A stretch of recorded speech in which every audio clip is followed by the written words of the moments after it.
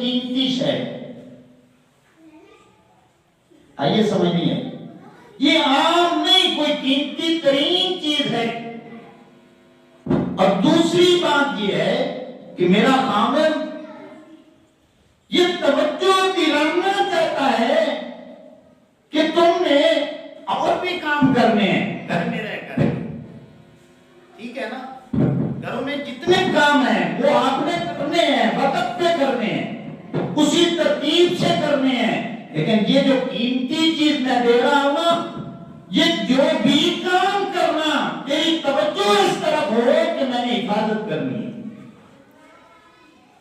اللہ کرے میں سمجھا سکوں آپ، یہ حفاظت کی میں بات سمجھانے لگا ہوں کہ بیوی نے دو باتیں سمجھی، آپ نے ایک لفظ بولا کہ حفاظت کرنا، بیوی نے سمجھا کہ یہ چیز بڑی قیمتی ہے، اور میرا خامد یہ توجہ دلانا چاہتا ہے کہ جو بھی کام کرنا، ناشتہ بنانا، پھر بھی خیال رکھنا کہ میں نے پیسوں کی حفاظت کرنی، بچوں کی یونیفارم کو دھونا، پھر بھی خیال رکھنا کہ میں نے پیسوں کی حفاظت کرنی ہے، حتیٰ کہ جب تو نے سونا بھی ہے تو تیرے دل و دماغ میں یہ بات ہو کہ میں نے ان کی حفاظت کرنی ہے۔ تو جتنے کام ہیں وہ تو نے کرنے ہیں 24 گھنٹے میں، تو وہ کام بھی کرنا لیکن ساتھ توجہ بھی رکھنا کہ اس چیز کی میں نے حفاظت کرنی ہے۔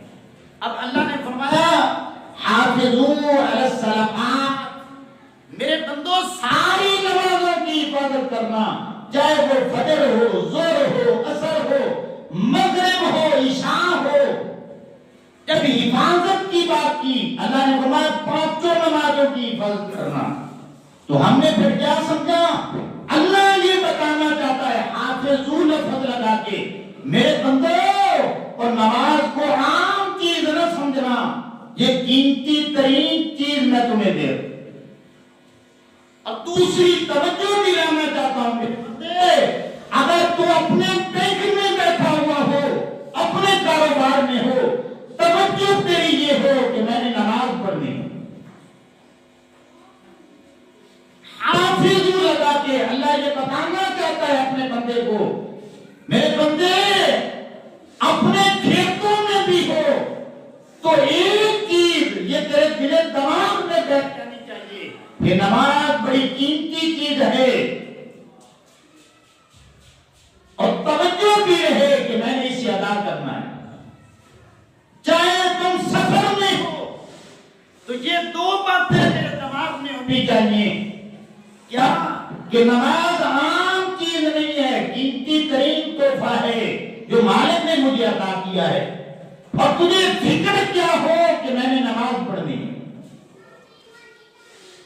تم سفر میں ہو، تم حجت میں ہو، تم پریشانی میں ہو، تم آسانی میں ہو، تم بیماری میں ہو، تم خوشی میں ہو، تم غمی میں ہو، اور تمہارے اوپر دن گزر رہے ہیں یا راتیں گزر رہی ہوں، کوئی بھی حالت گزر رہی ہو، میرے بندے تمہیں دو باتوں کا خیال ہونا چاہیے۔ ایک، یہ نماز عام چیز نہیں ہے، یہ اللہ کا حکم ہے، اللہ کا تحفہ ہے، میں نے اس کی حفاظت کرنی ہے، اب سارے کام کرنے ہیں مگر نماز کی طرف توجہ رکھنی ہے۔ فکر کس کی ہو؟ نماز کی۔ اللہ اب سمجھے کہ بندے نے کیا کیا، نماز فجر کا پڑھ لی، نماز یہ بند کر دے۔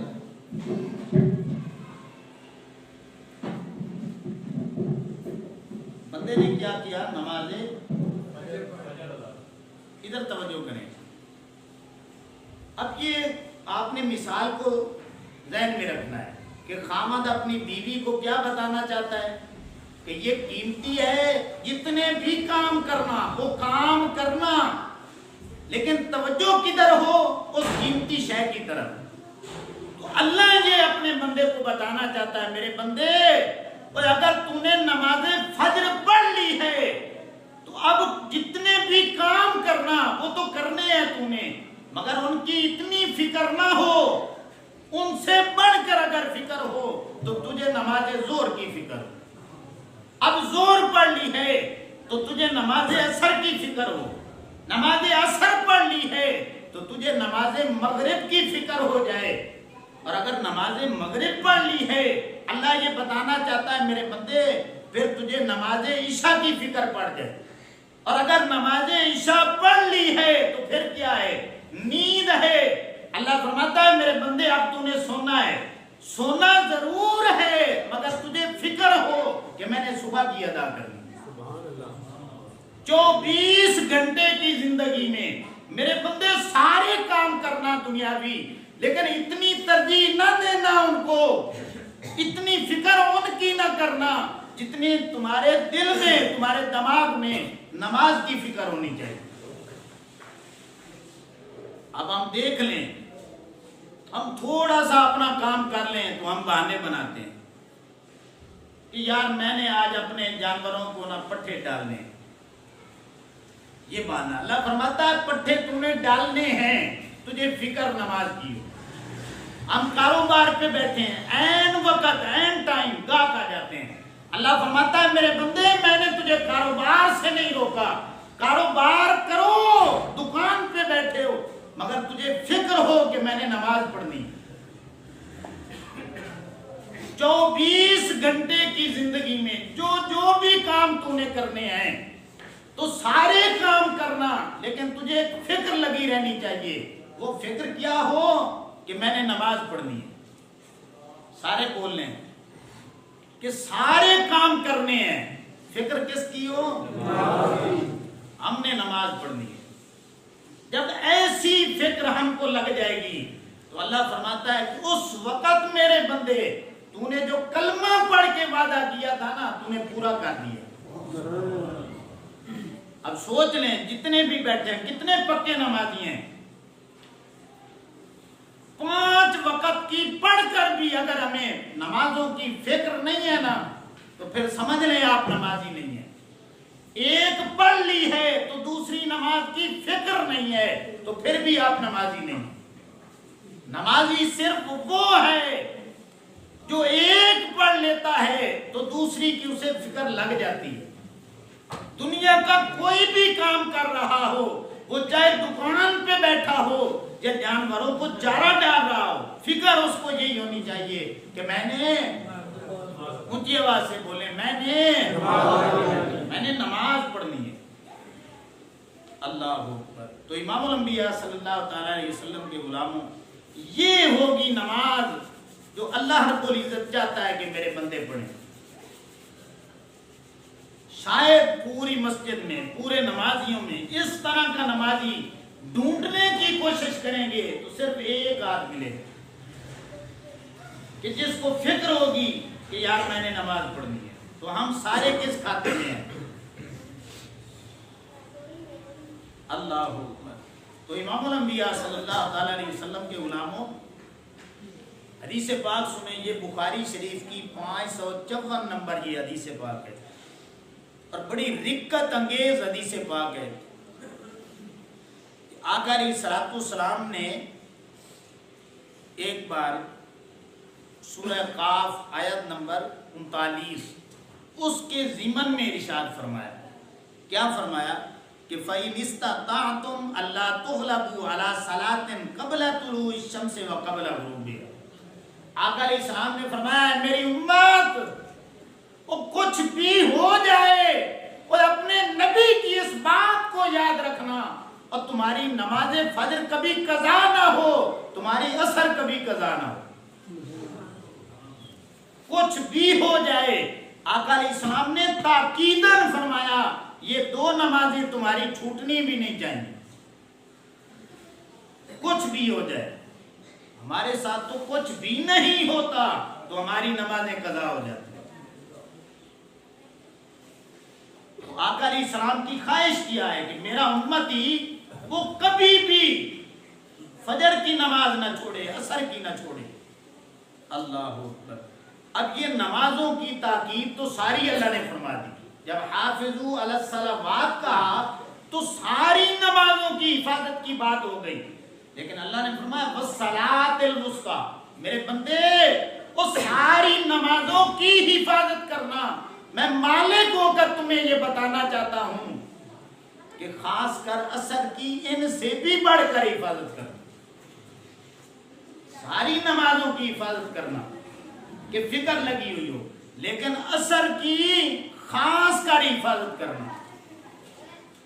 اللہ اکبر. اب جب اتنی اہمیت صحابہ کرام نے سنی نا عصر کی، تو حدیث پاک میں آتا ہے، یہ بخاری شریف میں 553 نمبر یہ حدیث پاک ہے، مسند احمد میں بھی موجود ہے کہ صحابہ کرام علیہ الرضوان کو جنگ کی حالت ہوتی نا، جنگ کی، ایک طرف تیر چل رہے ہوتے، تیروں کی بارش ہوتی، نیزے چل رہے ہوتے، حالات گمبھیر ہوتے، موت سر پہ کھڑی ہوتی. اب حدیث پاک میں آتا ہے اور جب جان جانے کا خطرہ ہوتا تو صحابہ کرام کیا کرتے؟ عصر کا وقت ہو جاتا تو اعلان کرواتے، فقالا بکروا بصلاۃ العصر، اے آقا علیہ السلام کے غلاموں اب موت قبول کر لینا، نماز کو نہ چھوڑنا. یعنی تیر لگتا ہے لگ جائے، موت آتی ہے آ جائے، یہ نماز نہ چھوڑنا. اب جب اتنی شان بیان کی نماز عصر کی تو ایک تابعی تھے حضرت ابو ملیح رحمت اللہ تعالیٰ علیہ، وہ بول پڑے حضرت بریدہ اسلمی رضی اللہ تعالیٰ عنہ کہ یار باقی نمازوں کی بات تو ٹھیک ہے، لیکن عصر پہ اتنا زور کہ یہ کبھی نہ چھوڑنا، موت قبول کر لینا. تو وہ صحابی بیان کرتے ہیں کہ فَإِنَّ النَّبِيَّ صلی اللہ علیہ وسلم قَالَ مَنْ تَرَكَ صَلَاةَ الْعَصْرِ، یہ بات میں نے آقا علیہ السلام سے سنی کہ جس نے جان بوجھ کے نماز عصر کو چھوڑ دیا فَقَدْ حَبِطَ عَمَلُهُ، اللہ رب العزت اس کے بقیہ سارے اعمال حبط کر لے گا، حبط کر لے گا. اب حبط کیا چیز ہے؟